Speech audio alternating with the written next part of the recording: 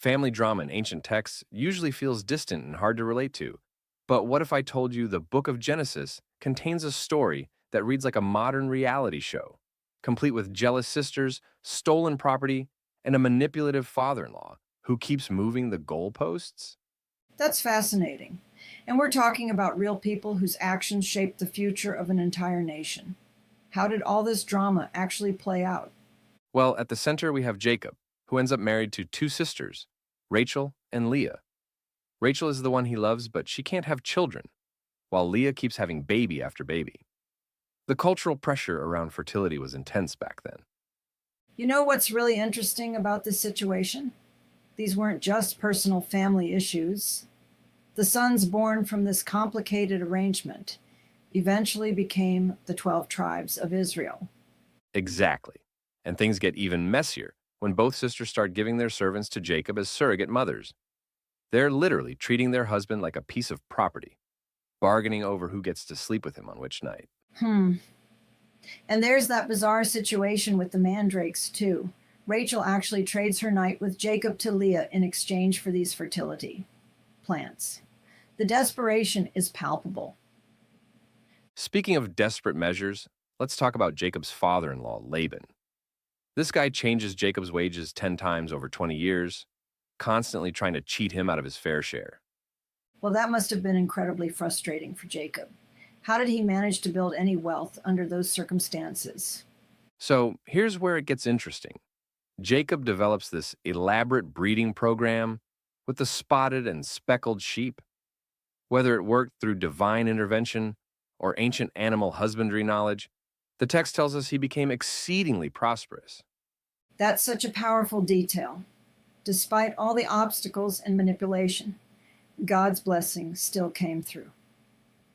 You know what really stands out to me? The way this story challenges our assumptions about how God works. None of these characters would pass a modern moral litmus test. They're all manipulative and self-serving in their own ways. Oh, right. Like when Rachel steals her father's household gods, which weren't just trinkets but symbols of inheritance rights and family authority.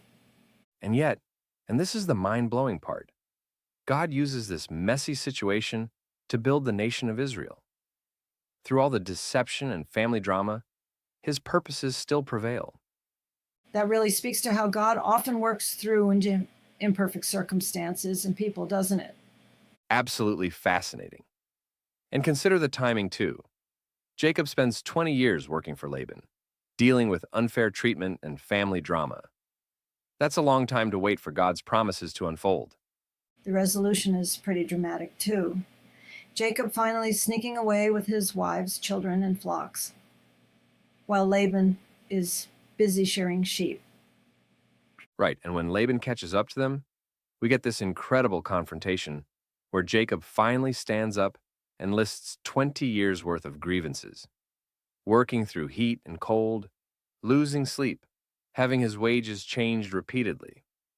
That must have been quite the moment. 20 years of pent up frustration finally coming out. And here's what I think is the most profound aspect of this story: the contrast between the unchanging character of God and the constantly shifting circumstances of Jacob's life. Everything around him was unstable, but God remained constant. That's such a relevant message for today's world of constant change and uncertainty. Looking at the broader implications, this story really gives hope to anyone who feels their life is too complicated or messy for God to use. If he could work through this family situation, he can work through anything. And in the end, it's really a story about divine persistence, more than human performance, isn't it? Exactly. It's about how God remains faithful to his promises even when his people are faithless. That's the real heart of this ancient family drama.